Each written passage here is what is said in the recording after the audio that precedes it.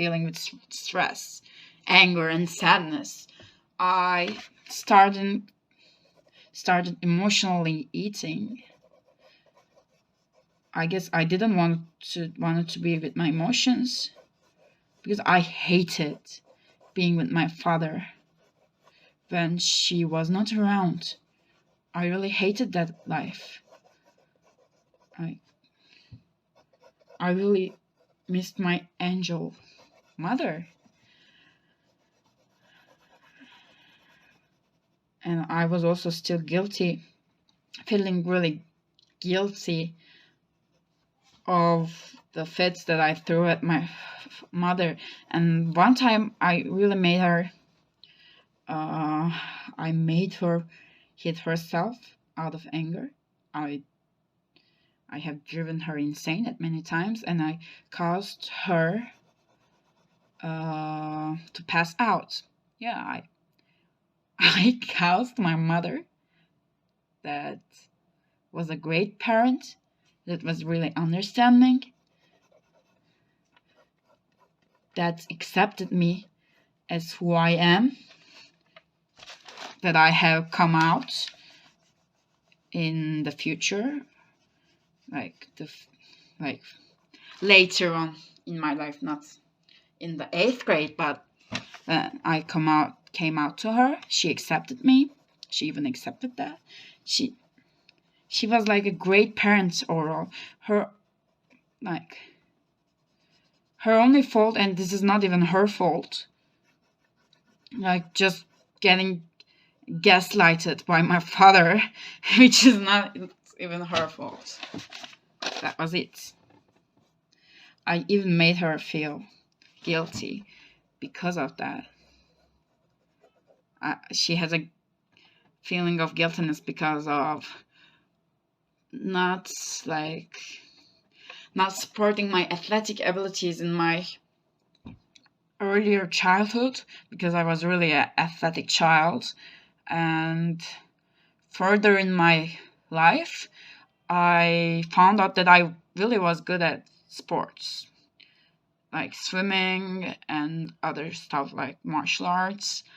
I discovered swimming in 3rd grade high school, and my 1-year progress was enough to catch up with those that I've been training for 4 years or so. And this was not my not just me noticing this. This was my coaches telling me this. This was the championships that I was in, getting medals in there. So the idea of missing out also drove me insane in those times, but I'm really getting ahead of myself. I should close the cancer stuff first. Cancer stuff. Yeah. So I was just angry at my mom, and she has cancer, and because I am getting ready for the high school exams and shit, I don't think she wanted me to be really attentive with the hospital stuff. I wasn't really informed about all the things. Her relatives were doing most of the work. My father was also not really attentive.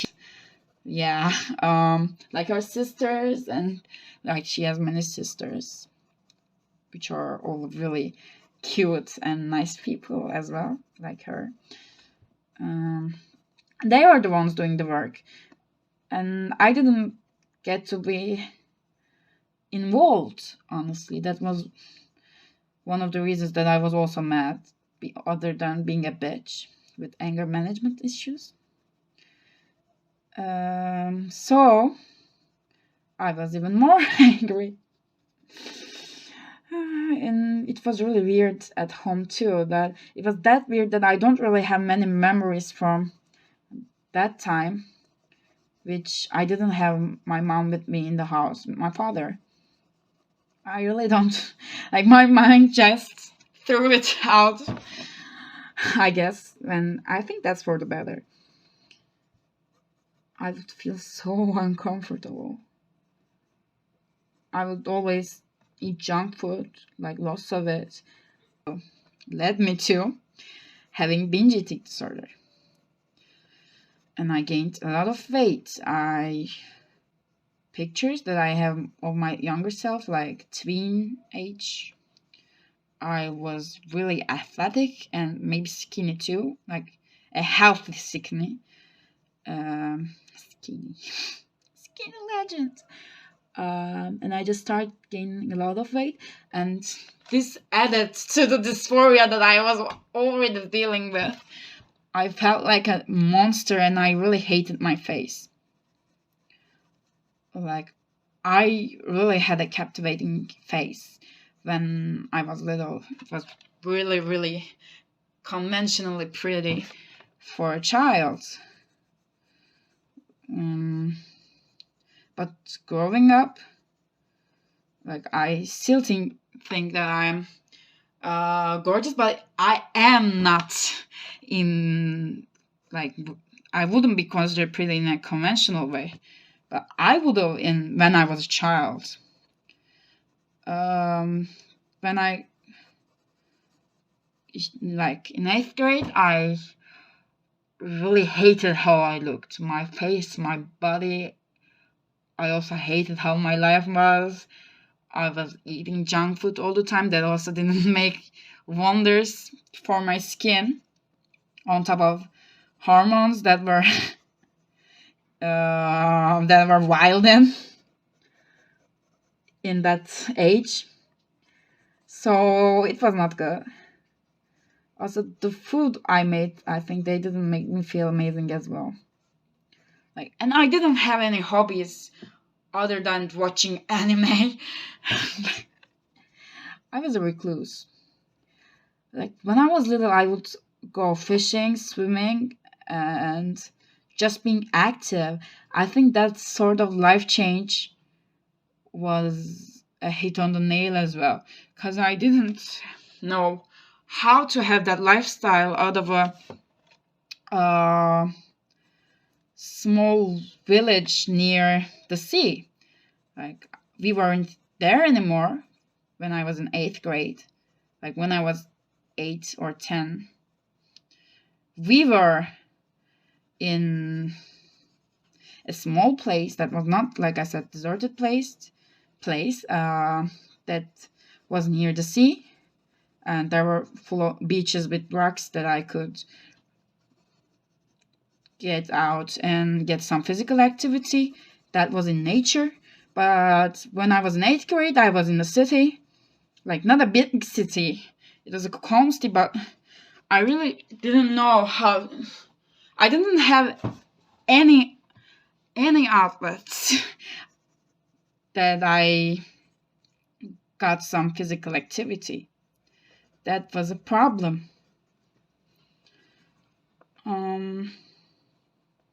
So I think I also gained the idea of the physical activity wasn't for me. In that age, I really didn't associate myself with physical activity. So that later on caused me to have really strong imposter syndrome on being a sports person, being an athlete. I was doing the work, I was into sports, but I really felt like an imposter. Like, I am still that depressed child going through her mother's cancer and going through the hatred that they have towards their father. And that I am just that, nothing more. I'm not an athlete. I'm not a person that has healthy habits and overall awareness in their body. Despite the childhood that I led, like, I was really active. And I don't know what happened between those periods. Like, 1 minute I was around the sea, having a conventionally attractive face, being loved by all my relatives, Then the second I don't have my mom around me, I'm in the city eating junk food and throwing rage fits. Like, I don't know what happened there. Like, I actually explained what happened there. Yeah. So I become distant with my mother got better, and I am really happy for that. I realize that it is something to cherish, for real, that she got better and beat cancer and has beaten cancer. Yeah, what I am trying to say is I really am happy that she didn't die. Yeah, I think that's a normal reaction to have. So never mind. But my anger didn't subdue when she beat cancer like I wanted. She was back with me again, but my anger didn't pass away. So also for about academics, I was a really successful child during my early school career, early school life, like first grade and middle school.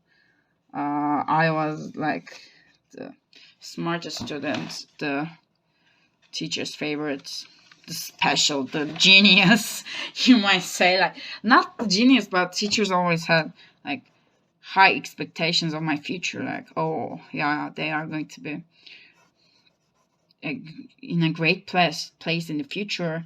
They really have the material. They are really successful and really smart. This is but I gave it all up in like when my mother got breast cancer. I think everything, like the first 4 years of my middle school, like 4th grade, 5th grade, and 6th grade, I was really feeling I belonged to my school in that time, but that school closed and we transferred to another school for 6th, 7th, and 8th grade, I guess. It could be just 7th and 8th as well. Or maybe just the 8th. I don't correctly remember those times of my life. So maybe that was effective as well. I don't know, everything was going downhill. That I just can't really pinpoint where my downfall began. So I think I didn't know what to do with myself, honestly.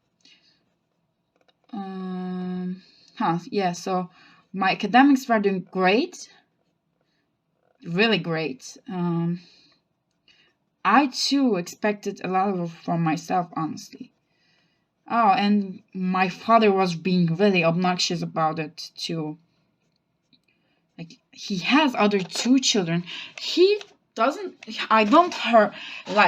From what I heard, he didn't have those expectations from them because they didn't show him extreme academic success. So I think he was chill about them. But just because I show him some academic success and some potential, I think he thought, oh, I am responsible for this. I made you, bitch. Like, he really took all the credit to himself, when in reality, my mother was the one that was always involved with me. Like in 1st grade, I really remember a time that I hit the wall, and I was practicing my handwriting, and I spilled coffee on my homework, I guess, and I was starting fights all the time in the class. My mother had a private conversation with me, like as if I was an adult, and spoke to me so, like, I really don't remember what